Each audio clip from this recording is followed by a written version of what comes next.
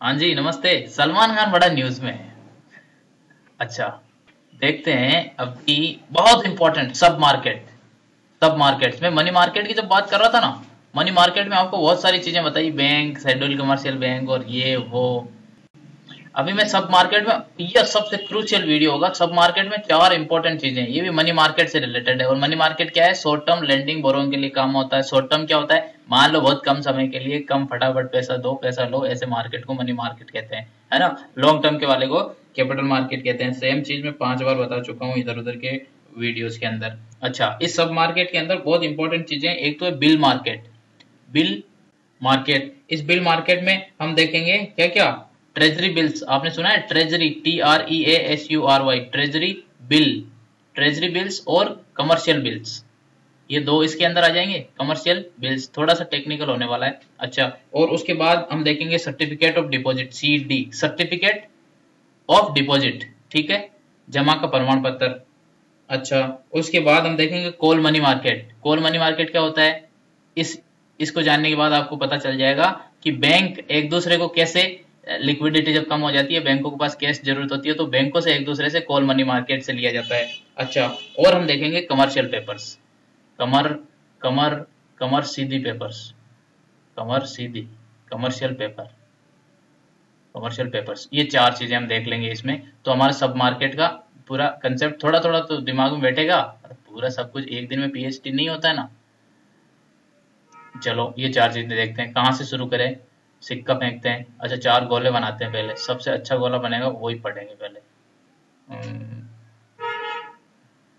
ये चौथा अच्छा बना है। चलो, यहाँ से शुरू करते हैं कमर्शियल पेपर से। ये कुछ नहीं, सारे के सारे इंस्ट्रूमेंट है ना, ये सारे के सारे इंस्ट्रूमेंट पैसा उधार लेने के काम में आते हैं। इसलिए इनको कौन सा इंस्ट्रूमेंट्स कहते हैं? फाइनेंशियल इंस्ट्रूमेंट्स हैं। क्रेडिट इंस्ट्रूमेंट्स भी बोल सकते हो आप, उधार लेने के काम में आ गया।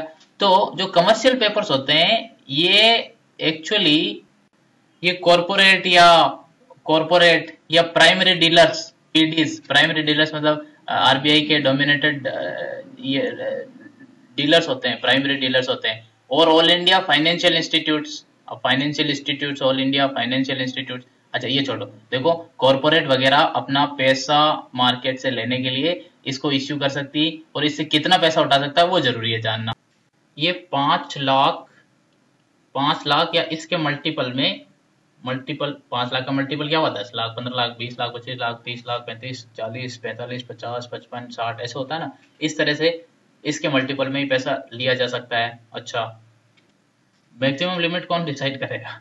मैक्सिमम लिमिट कोई भी कंपनी है, उसके बोर्ड ऑफ डायरेक्टर्स है ना, वो डिसाइड करते हैं। बोर्ड ऑफ डायरेक्टर्स मतलब कंपनी के अंदर वाले डिसाइड करने चाहिए। At the same time rating agency से इनको रेटिंग लेनी पड़ती है। अब आप बोलोगे ये रेटिंग एजेंसी कहाँ आ गई? रेटिंग एजेंसी कुछ नहीं, ये लोग एक्सपर्ट होते हैं ये बताने में कि कौन सा माल खराब है, कौन सा माल सही है। ये जौहरी है, ये सोने को देखते हैं, एकदम देख के बता देते हैं ये 24 कैरेट है, ये 22 कैरेट है, और ये लोहा है। ये रेटिंग एजेंसी पूरे मार्केट के लिए ऐसी होती है। बहुत सारे रेटिंग एजेंसी आपने सुना होगा, फिच, फिच मतलब आरोन फिंच, फिच, अच्छा, FITCH, फिच। या फिर क्रिसिल सुना होगा, क्रिसिल।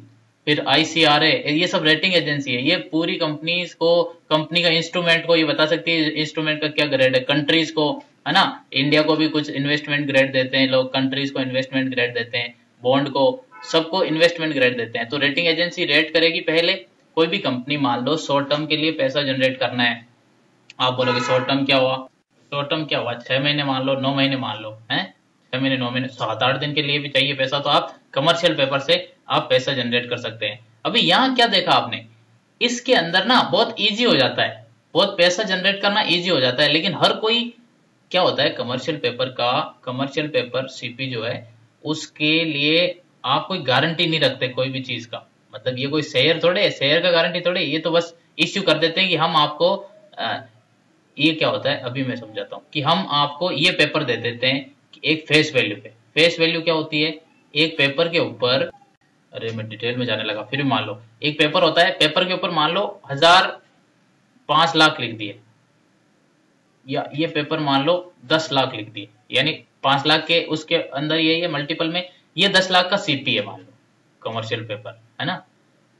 अभी ये बोले कि ये जो पेपर खरीदेगा उसको 3 महीने बाद या 6 महीने बाद, भाई 6 महीने के लिए आपको पैसे लेने, 6 महीने बाद कितना मिलेगा, इसका फेस वैल्यू मिल जाएगा, कितना, 10 लाख।